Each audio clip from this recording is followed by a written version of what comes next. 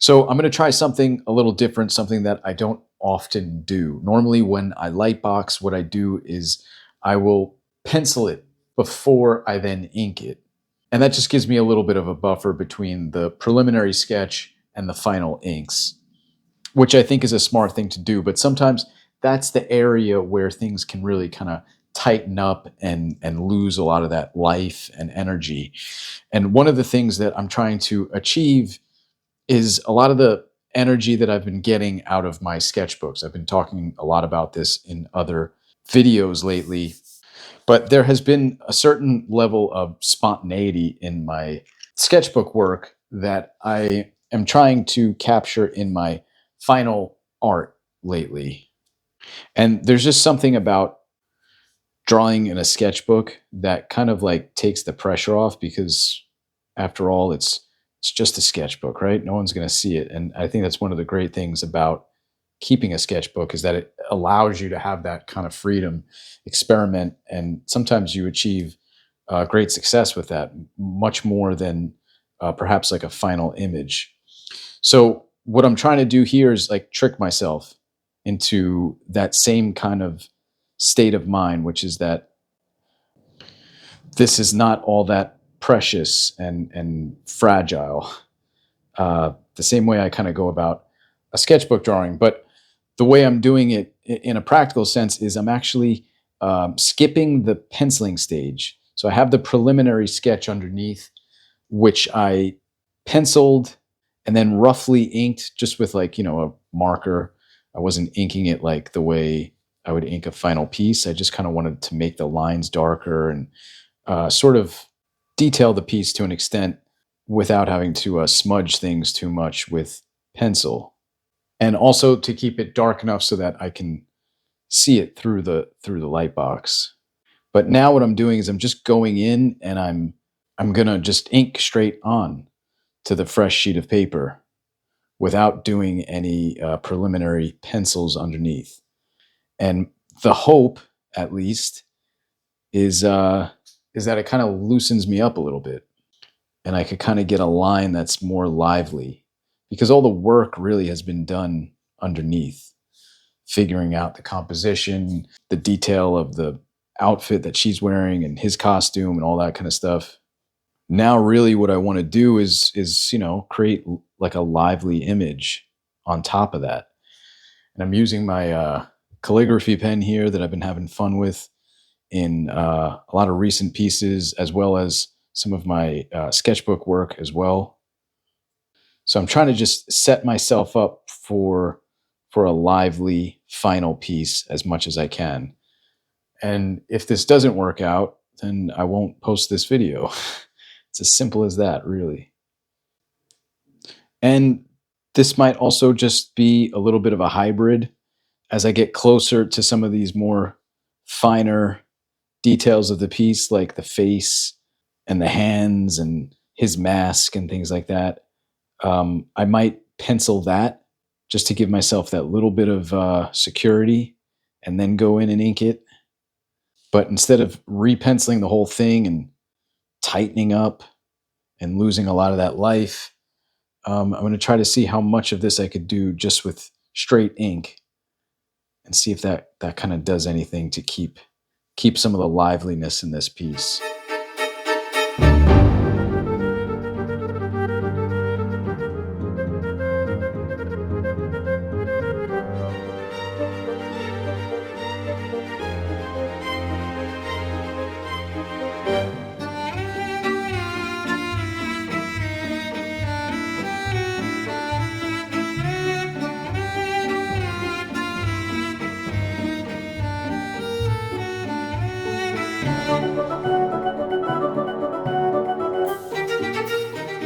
Two artists that I've really been kind of studying lately and kind of just like obsessed with their line art are Jack Davis and Mort Drucker, two classic Mad Magazine artists.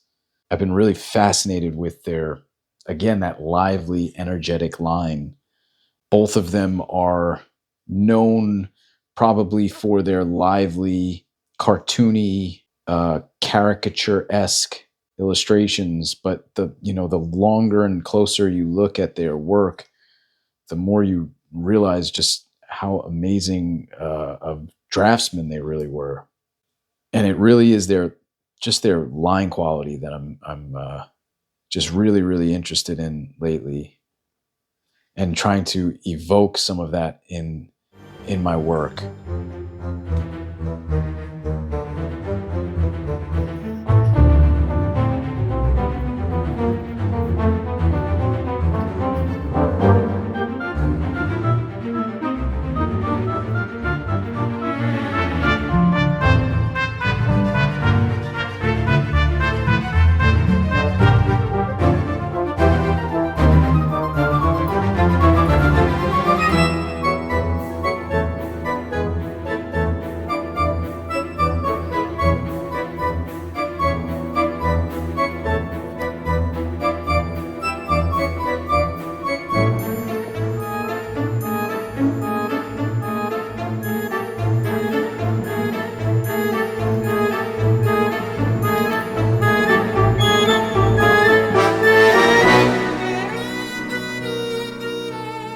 So one of the things that I really like about the preliminary sketch underneath is kind of the way that I just roughed in some of the smoke that's coming out of the rocket. And I think I'm hoping, at least, going straight in with ink in this area here is just going to give me that sort of life and energy and spontaneous line that I'm hoping for, especially using this particular pen, where depending on how much I press and at what angle I hold it, I can get very different types of lines.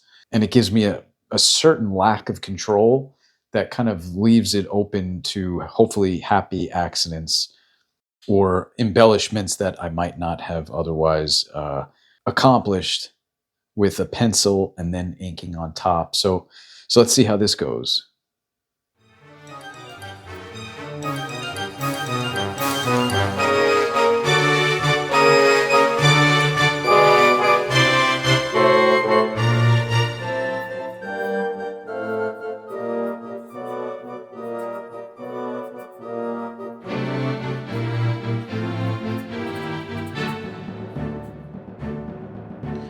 Purposely trying not to overthink these lines, kind of respond to the piece a little bit more, I guess, emotionally, just by putting down stronger lines and softer lines where I feel it's most needed.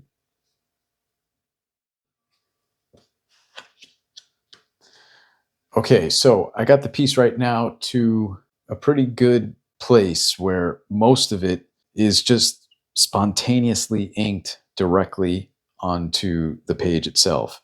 I haven't added any pencil to this at all, not yet, but I think there's some areas here, like the Rocketeer's helmet, the hand that's holding the gun, her leg, her heel, her foot. As I've said before, if there's anything harder than drawing hands, it's feet. So I want to be a little bit more careful with that stuff. And I don't feel like I have enough information underneath in the preliminary to allow me to kind of just go in very freely with ink. I'm certainly not trying to prove a point here by not using any pencil. I just want to maintain a certain level of life and energy in this piece. And I thought that using a lot of ink straight onto the piece might allow me to achieve that. But accuracy is important, so I'm gonna just refine a little bit with some pencil, and then get back in and try to ink on top with the same amount of urgency and looseness and spontaneity. So yeah, let's give that a try now.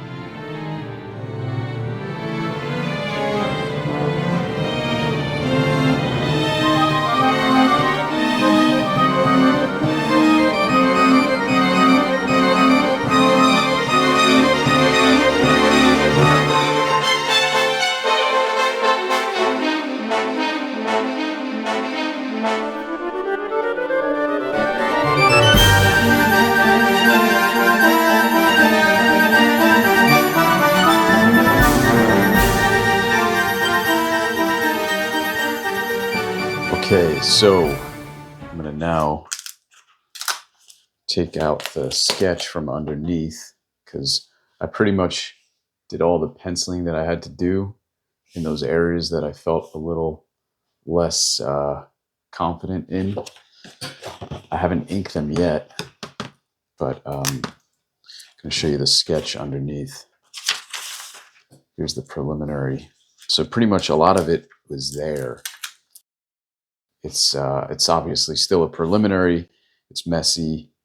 It's not perfect, but there's a energy there that I wanted to maintain. And I think the approach that I'm going with now, I think is a good effort in trying to maintain that energy. So I'm going to use my own sketch now as reference because I kind of like the way her smile is there and the way her face came out. So I'm going to try to grasp that as much as I can. But I feel like I'm going to use this, sort of keep it in my sight while I ink her face. I penciled the hand, I penciled the gun, I penciled the heels and some of the legs. So hopefully that is enough information now for me to just ink on top of it. Stick with this pen here, keep it consistent. And then once I have all the line work down, then I could go in and start spotting blacks and really doing all the fun stuff. Not that this part isn't fun either, but that's where you really start to see the whole piece come to life. I'm going to stick with this calligraphy pen. I'm a little nervous about it because the calligraphy pen, it's like I mentioned earlier, it's a little harder to control. But one of the problems I was having with my first couple of attempts at this piece was that the face particularly was just feeling too stiff, not enough life. So I feel like if I could stick with something with a little less control, it'll at the very least it'll breathe life into it.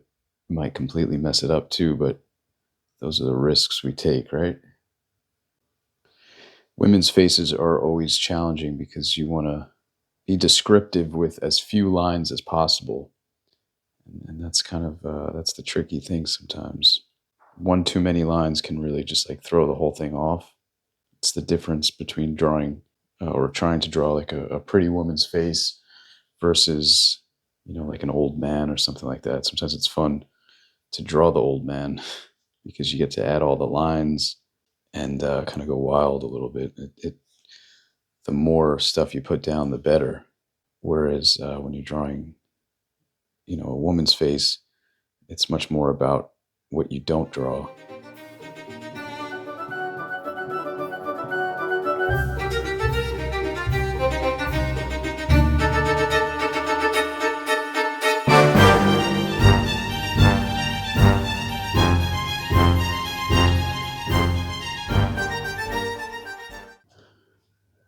And as the hair gets rendered, the face kind of comes to life a little bit more too. Then I just like to add little random strands just to reiterate that it's hair, not like a helmet. Now, in an effort to bring this piece to life some more with black and white, I'm going to add the pattern on her shirt. I think that'll really help make this thing pop a little bit more.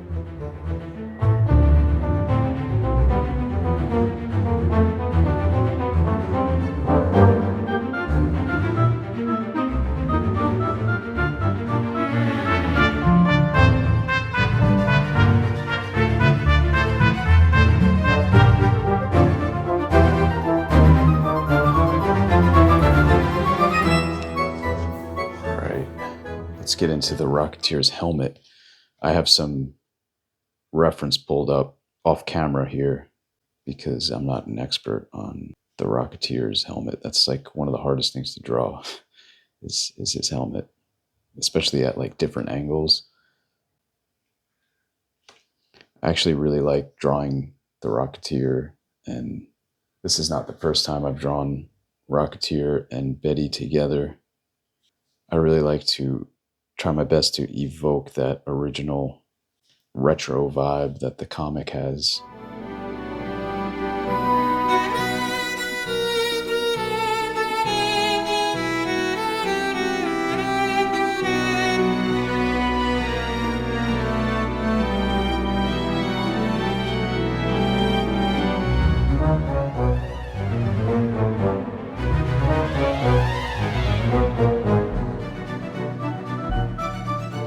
It'd probably be helpful if I were ever to draw a Rocketeer comic to have like a 3D model of the helmet, just to kind of always be referencing and have handy.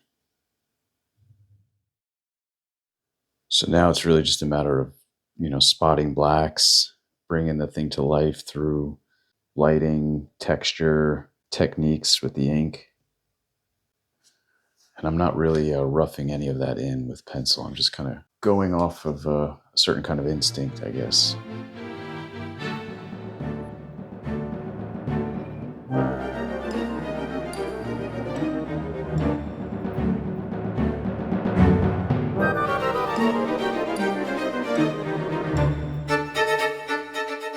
I've talked about this before, but I think the thing that separates coloring book art, when you get a coloring book and it's just outlines and it's meant to be simple artwork that kind of, you could color in and bring to life.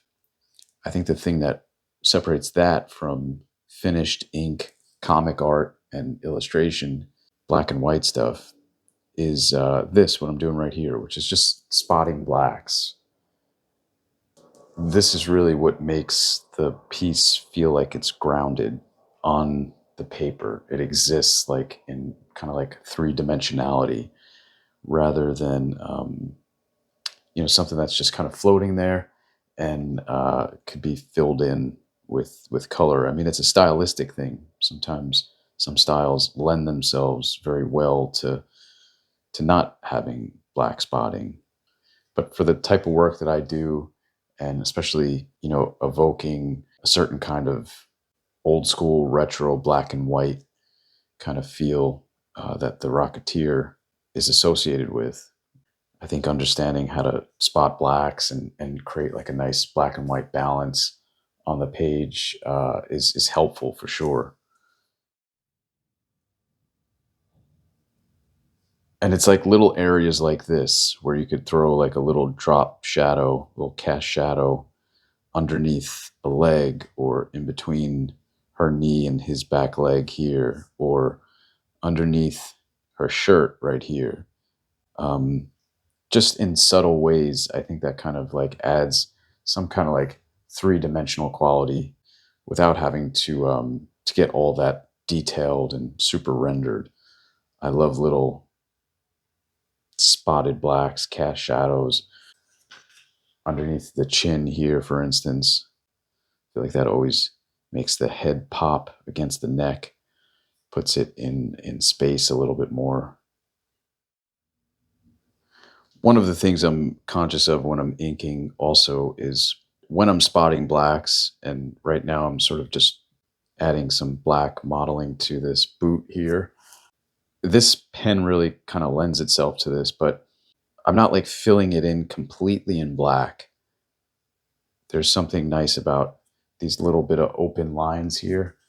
It's just another attempt at not flattening something out.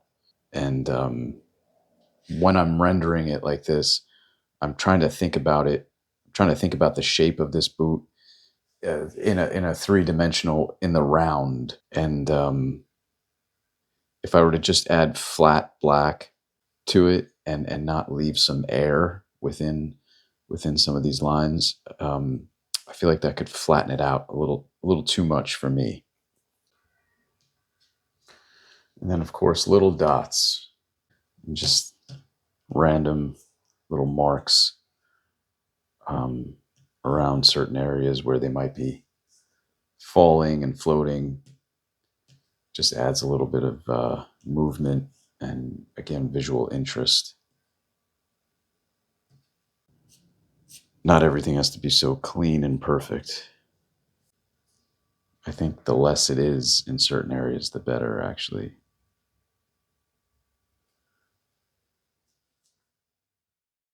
I'm almost done with this piece.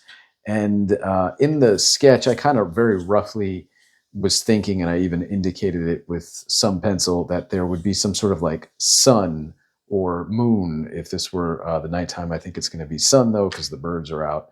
For me, it's more of just sort of like a compositional thing, something to kind of like tie the whole piece together and frame the two characters. And I think it's just going to kind of ground the piece a little bit more on the paper and just kind of round out the composition so that it's not like just this empty space. So what I'm going to do is take this bowl.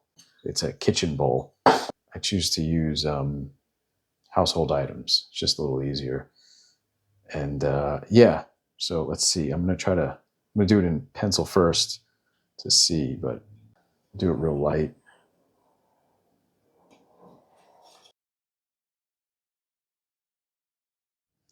I don't know if you could see that with the pencil. I'll try to zoom in here a little bit, but yeah, I think it's in the right spot. Obviously, their legs and everything on the bottom is outside of the circular shape, but also the gun up here. There's some sort of like balance to that.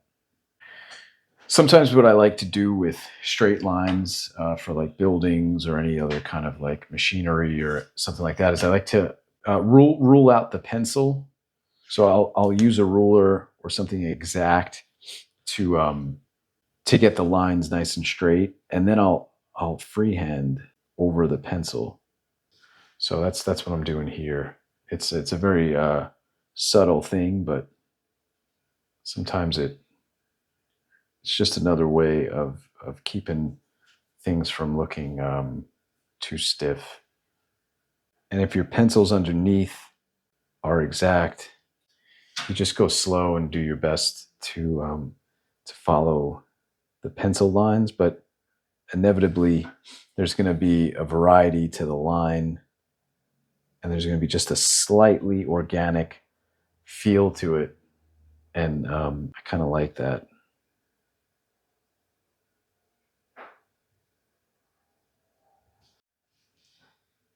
And there you go. There's a nice little compositional element that I think helps bring the piece together. Now there's nothing left to do but sign it. Sometimes that's the hardest part. Where to sign it? I like to think of the signature as a compositional element as well. So I feel like right there kind of fit nicely.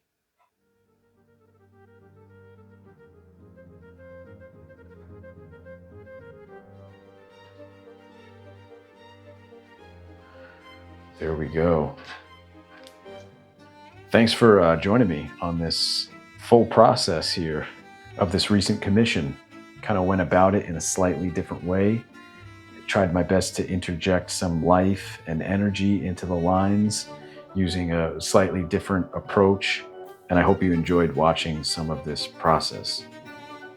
Until next time, thanks for watching, and I'll catch you in the next one. Let me know if you have any comments or questions in the comment section, and I look forward to sharing more stuff with you soon. Thanks, guys.